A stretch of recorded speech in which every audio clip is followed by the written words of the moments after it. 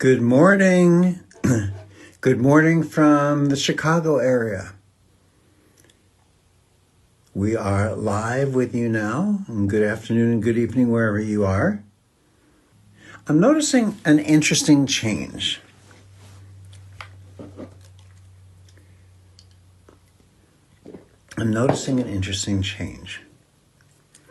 We have a lot of speakers today who are showing us how to find us. This is a really important key. We've got all the wonderful interviews with Andre Dukem. We have Bruce Lipton. We have Peter Crone is fascinating. Mary Morrissey. Here's what's interesting. If you look around the world, if you've been involved in the healing world for a long time, you may be noticing this change. You may be noticing a lot less doing. It's almost the dissolution of the concept of doing. Now, there's a role for it. I mean, if you're looking for some changes in the mind, for example, there are the tap techniques, and there are other techniques that can be very helpful, can be very beneficial for helping clear things that are going on in our heads, our emotions, our minds. If you're looking still for a focused approach. But what I'm finding interesting in the world of healing is that there's a whole lot less of people who are looking around for explicit instructions of what to do. I'm very excited about that. There was really a lot of resistance to this. When Reconnective Healing first started revealing this to the world in, really about 1993, to tell you the truth, there was a lot of resistance, a lot of holding on to, which level of which technique and how we do it and when we protect ourselves and what's the next step and in what order do I do this, that, and the other. It's dissolving. It's really clearly dissolving, and replacing that is our willingness to look into ourselves, to discover ourselves, to recognize ourselves. This is of key value. There was a quote on Instagram today from Bruce Lipton. Bruce is absolutely brilliant. And I lost his phone number, so if any of you are chatting personally with Bruce, please tell him to give me a phone call. I can't find his phone number anywhere. Anyway, here's the quote that I want to share with you from Bruce today, and then let's look at that. The quote is, "Change your thoughts and you change the world." Now, I believe we all know this, and we've heard this in many variations. This was very timely to pop up on Instagram today because it was timely for me with all that I was considering right now. Change your thoughts and you change the world. Reconnective healing started coming about and showing that there was no need to be doing. Changing your thoughts, or maybe just what we allow ourselves to recognize, is very key. Very key to this understanding. In our some of our training programs, when we'd have, take little breaks and play music, One of my favorite songs was Rebel with a Kickstand. Rebel with a Kickstand. It's really time to recognize, well, can you see yourself? Can you see where in life you are a rebel? It's very empowering. Very empowering. And if you like to dance, Rebel with a Kickstand's a really cool song too. But it's very empowering to recognize, to acknowledge the rebel within us, because that's the person who makes change in the world. Change your thoughts and you change the world.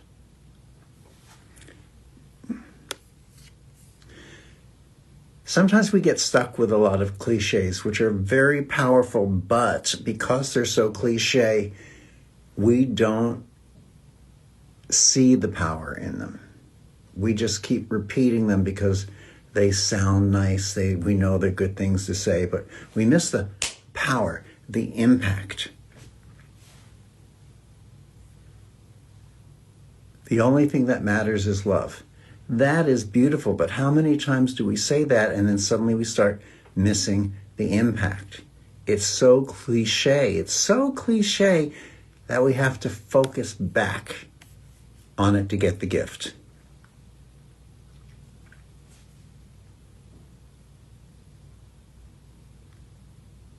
To feel wholeness.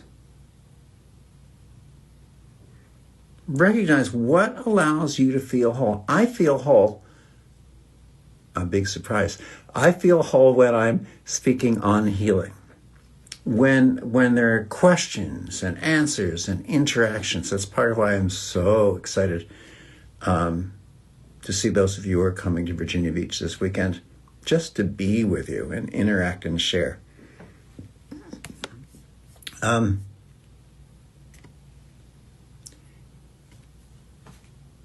When we stop, when we allow technique to do what it does naturally, which is self-dissolve, we also let go of the needs to put it in the boxes. And we're letting go of the needs to place it in the boxes, then we're letting go of the needs to give it names. Because every time we give it a name, it's like an ice cube tray in the freezer. Each name gives a different ice cube, and then we keep them constantly separated and divided. What happens if we remove the divider? Then it all becomes one. Healing is nameless. There are no dividers. When we give it a name, we're dividing it into little sub-portions, which means none of the techniques with names can be comprehensive or whole until we dissolve the names and remove the dividers. Okay? Till we dissolve the names and remove the dividers. It's inevitable that names fall away. Names have always been foreign. They've been added after the birth, after the conception. When do you name your child? Generally speaking, it's after you know you're pregnant. Oh, you think about names growing up because everyone does names, but then we're not really conscious anyway. We're just lost in the imaginary consciousness of names, like growing up to be a princess. I want to grow up and be a princess. That's nice. But, I want to be a king. That's nice. Enjoyed a beautiful PBS series these past few nights called Wolf Hall. Very well done on PBS, Wolf Hall, but let's not get lost in that right now.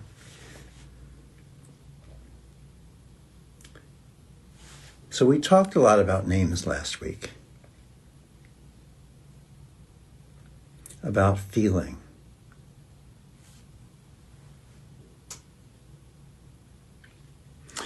Andre Dukem, I love his program. I can't think of what it's called right at this moment. If you know it, you feel free to type in the name. Andre Dukem does the most amazing interviews, and he's not only a brilliant interviewer, but he's a brilliant human being. In watching one of his more recent interviews with Peter Crone, it was said, you can only believe something that you don't know. Now, think about this for a while. You can only believe something that you don't know.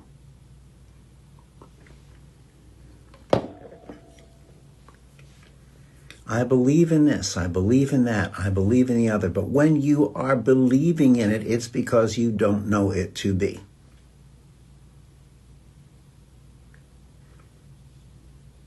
It's really that simple, although that might piss off a lot of people. Well, that's all right. Sometimes being pissed off is us opening a door, maybe not so willingly at first, maybe just unintentionally, let's say. But being pissed off is a door opening that's allowing us to recognize something. So here we go. Do you believe in God? Or do you know that there is a God? Do you believe in infinite intelligence, or do you know that there is an infinite intelligence?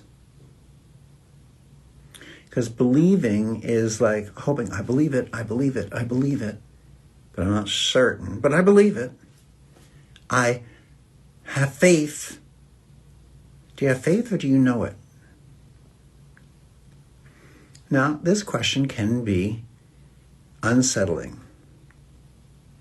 Of course I believe in God. But let's come back to this. You can only believe in something that you don't know, that you're not sure of. That's why we believe in it. That's why we have faith. That's why we have hope. Gee, I hope this new healing technique works. I have moved my hands clockwise exactly 9 times on the 9th day of the 9th month. Stop it. Stop trying. When we know something, there is no more trying. Think about that one. When you know something, there is no more trying.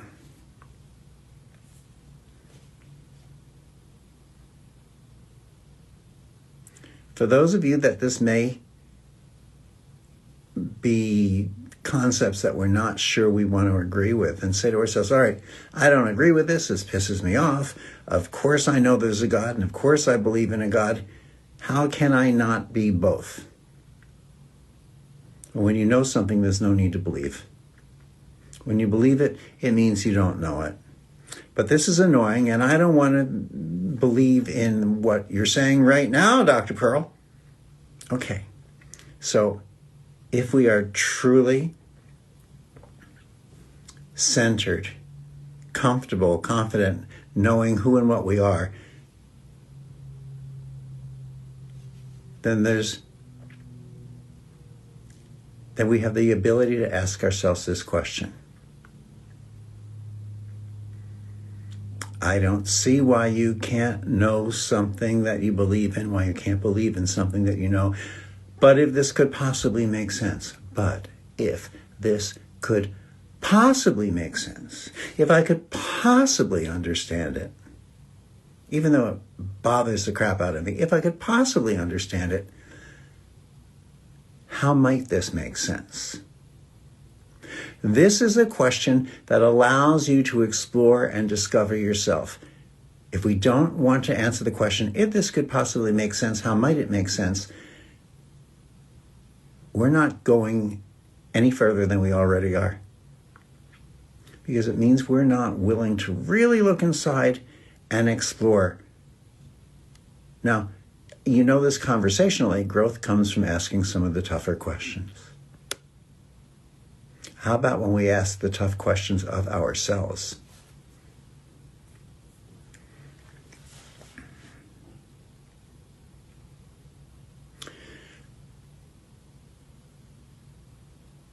Our problems, ready? Our problems tend to come down to perspective.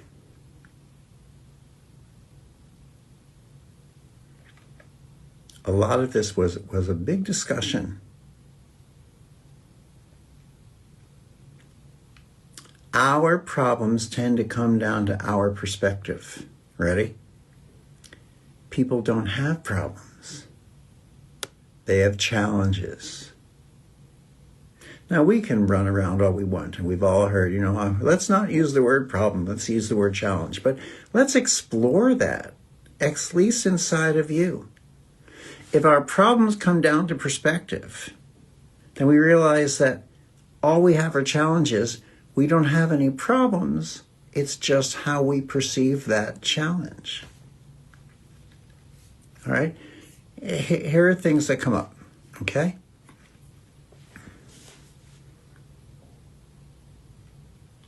Some of our big challenges are feelings of inadequacy, insecurity, scarcity, right?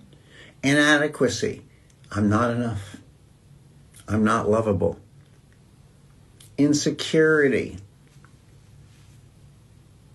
Will I be accepted if I recognize something, if I talk about something, if I reveal this? Will I be accepted? Those are our insecurities. And scarcity is I don't have enough. That's why we often associate growth with the acquisition of more things, when actually our growth comes from the releasing of things. Is this a challenge? Sure it is. It's a challenge for me sometimes. I am right now going through my garage, and not right this very moment, but you know what I mean. Right now in time relatively, for whatever time is, I'm going through boxes in the garage, many that I've been putting off for a while. Since I had moved here, since Jillian and I moved here, I had a late delivery of some boxes from the packers, and I just was not in the mood to go through and unpack each one and look at them. But I am. Now, why am I unpacking each item wrapped in each box? Because I've attached meaning to them. Ultimately, they're items, they have no meaning, but let's be realistic. Sometimes they're memories. I remember discovering this item with Jillian, and it reminds me of a wonderful time. I think I'll keep it. Versus, this is a nice piece of clothing. I didn't miss it while it was in the box for all this time, and I probably won't wear it for a while. And who else might find pleasure and have their life brightened up a little bit if I donate this? So I'm going through and I'm looking for things to donate. I'm not just donating what I don't want. Okay? I'm not just saying, I don't want this, I don't want that, I don't want that. I'm also donating what I think I might not really need, or I'm willing to let go of, knowing that it will bring comfort or pleasure to someone else.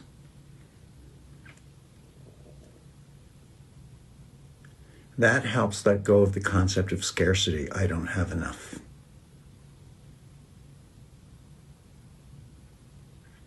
I can hold on to things. I'm really good at holding on to things. So, and I'm not good at someone coming in and helping me go through the box and say, get rid of this, get rid of that. You don't need this, you don't need that. And that makes me hold on to it more tightly. Wait a minute. Let me look at this. Let me decide.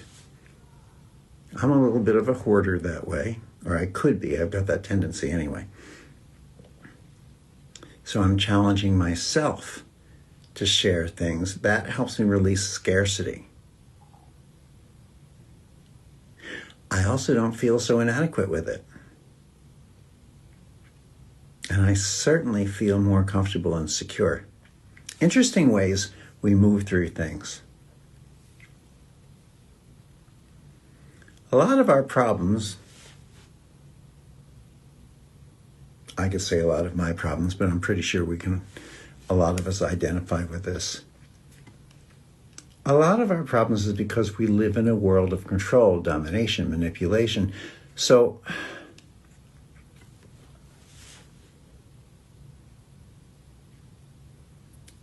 in releasing this, there's the freedom and the love and the wholeness and the healing that we are. Why would we want to bring approaches of control, domination, manipulation into healing?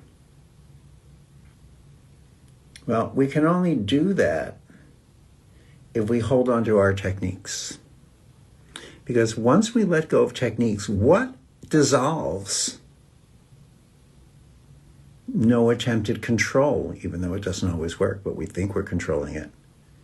No domination of what's coming about or what should come about. No manipulation of things. Instead, an infinite beingness. Now, this can make us rather insecure on some levels. On the other hand, it's the most freeing thing that we can do for ourselves.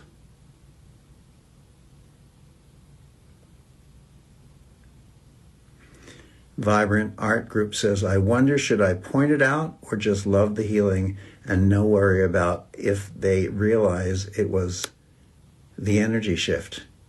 Well, I think you know the answer, Vibrant Healing. It's the second part. You don't need to point it out. You can shine a light. It's over here. Allow them to recognize it according to what they are willing to recognize. Why are we invested in what someone else recognizes unless we're still holding on to the concept of credit? Okay? Mel Robbins. I love Mel Robbins.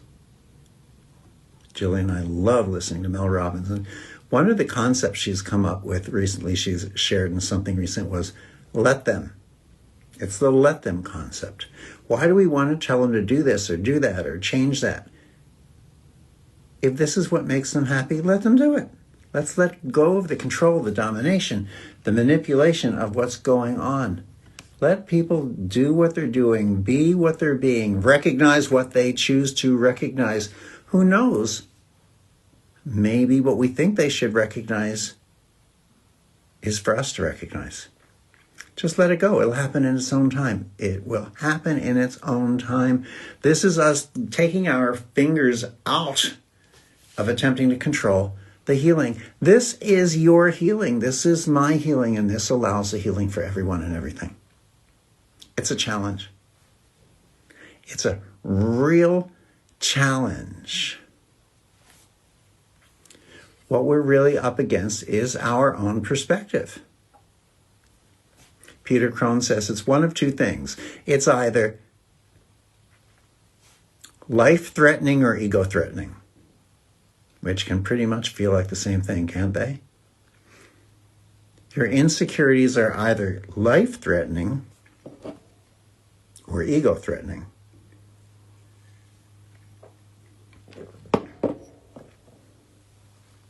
Life-threatening or ego-threatening.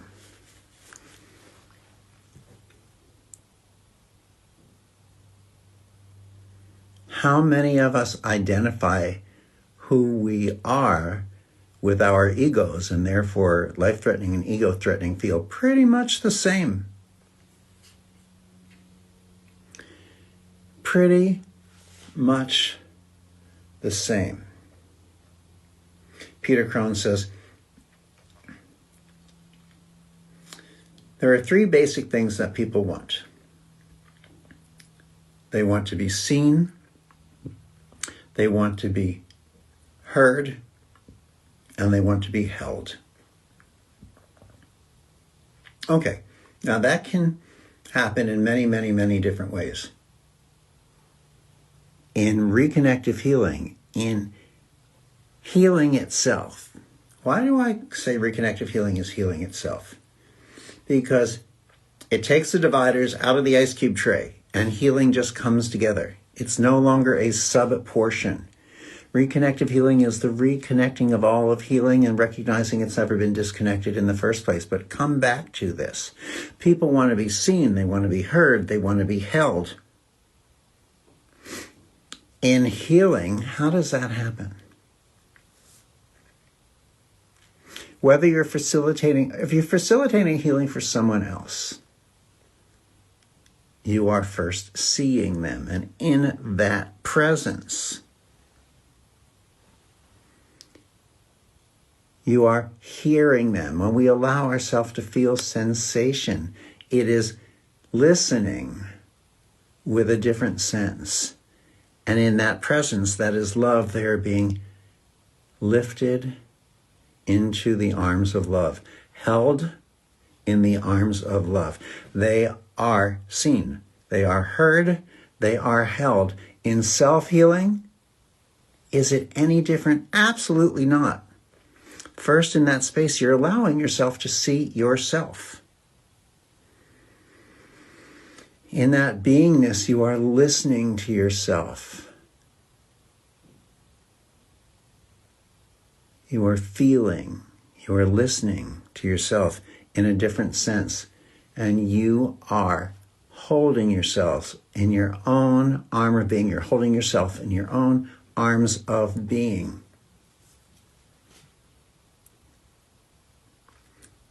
The limitation comes when we view these things only on one plane, only as material.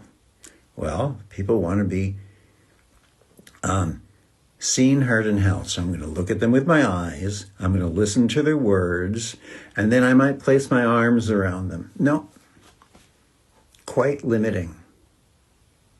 Look at the bigger picture we just shared with. Seeing is the recognizing of that beingness. Heard is the listening, the feeling, the sensations we get, which do not necessarily mean to be or have to be limited to the kinesthetic. And all of that is the holding. It's just holding. There's no judgment. You're allowing that person, you're allowing yourself to be truly who they are, truly who you are. And in allowing that of yourself comes the healing. Peter says, he likes to play with words, and I appreciate that very much. I like to also. Intimacy. He says that's into me see. Intimacy, into me seeing.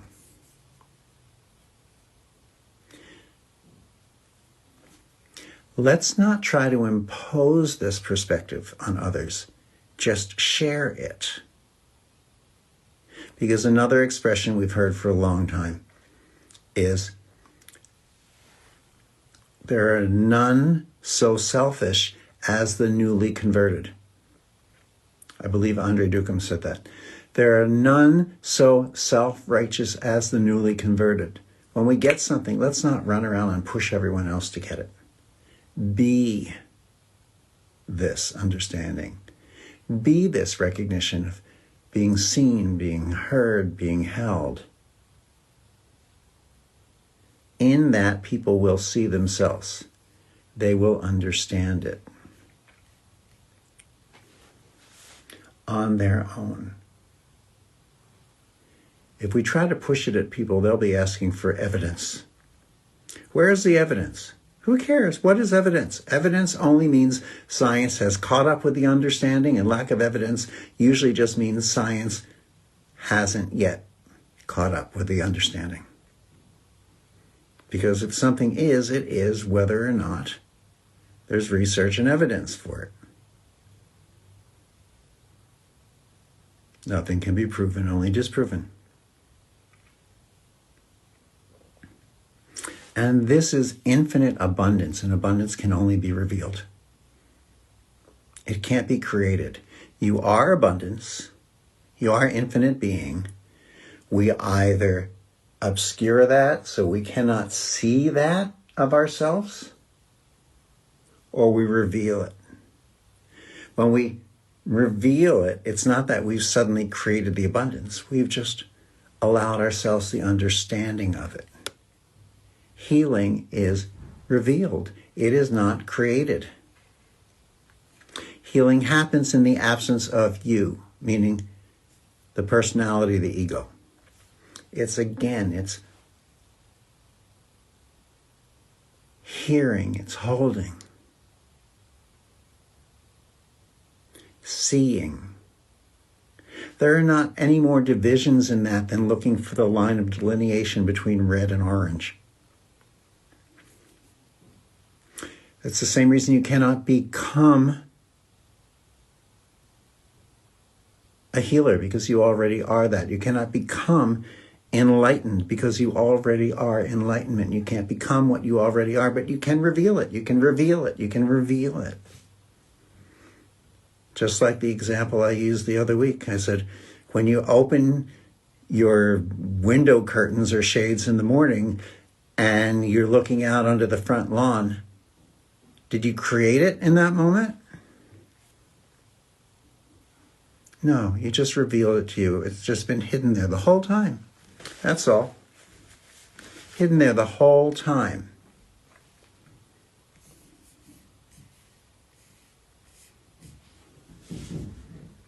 Now, these are points that we touched on over the past few weeks. But I kind of wanted to share it with a little bit of a different emphasis.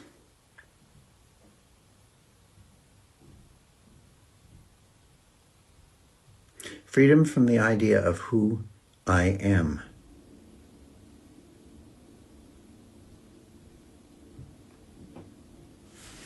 Releases all of the baggage I carry. Who I am is the baggage of how I recognize myself. Letting go of the baggage of who I think I am gives me the experience, a sense of the love of who I am. That is presence. Peter Crone shares that with us.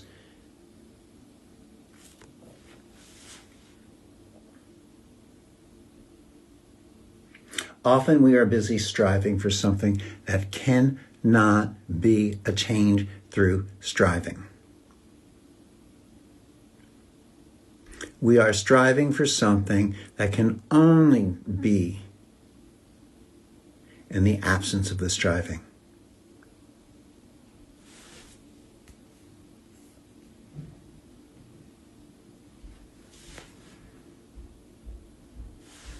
And as soon as we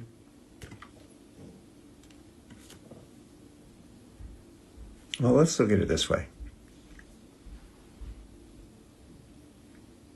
As soon as we make space for things that we don't want, we're no longer impeded in receiving what we do want. What does that have to do with healing? Oftentimes we enter into our healing for ourselves saying, I want this, I want that, I want the other. We enter into prayer, not really of what I consider the ultimate prayer, which is thank you, thank you. But it's often beseeching prayer. God, give me this. God, give me that. God, give me the other. We enter into healings. I want this healing for that person. I want that healing for that person. I want healing for me. I want that healing for the other person. It's a beseeching approach.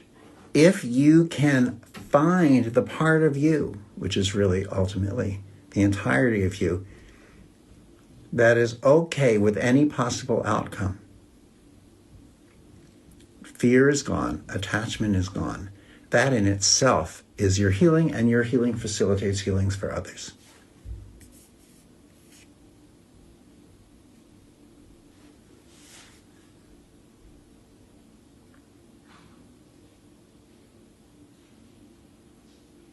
So we can let go of the external, recognizing that we are energy, light, and information, that we are spiritual,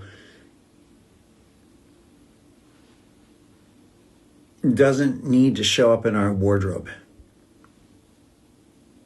We don't need to wear the spiritual healing colors, the appropriate necklaces.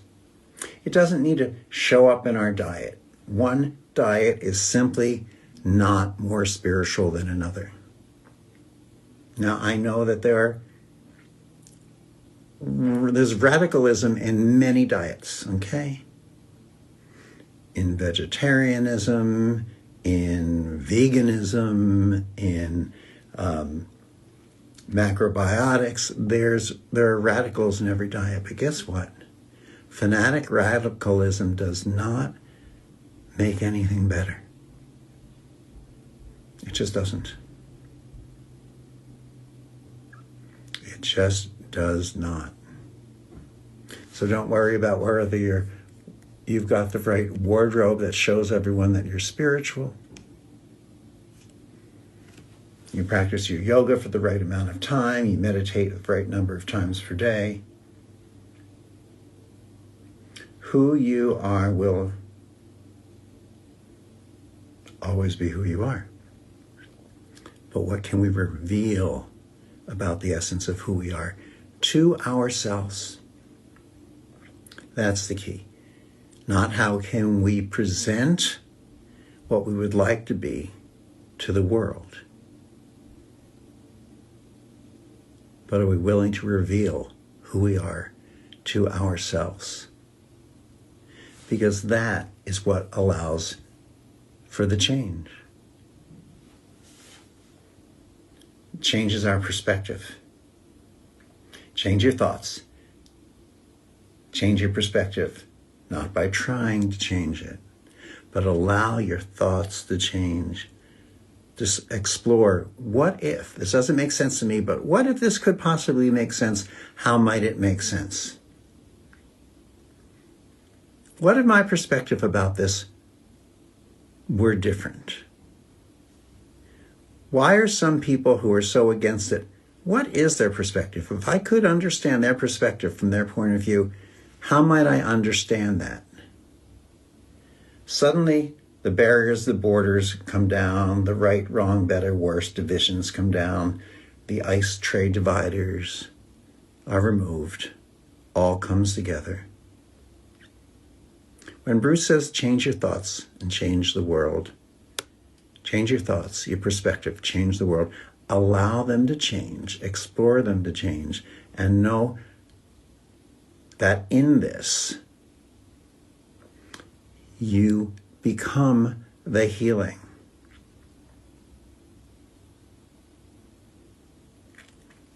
People would always say, how can you teach healing without teaching technique? You'll be surprised.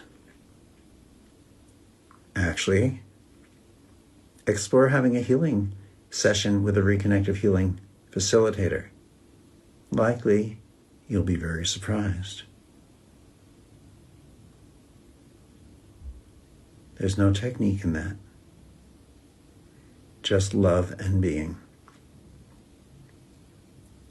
I'm so glad the world is seeing this more and more today. I'm thrilled. I'm living long enough to see this.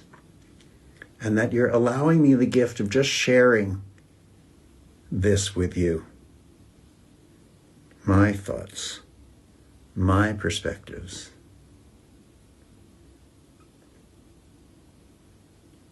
And as we share these together, we're changing the world. Thank you. Lots of love. See you here next Wednesday. Remember, it starts at 8:45 in the morning, Los Angeles time, 7:45,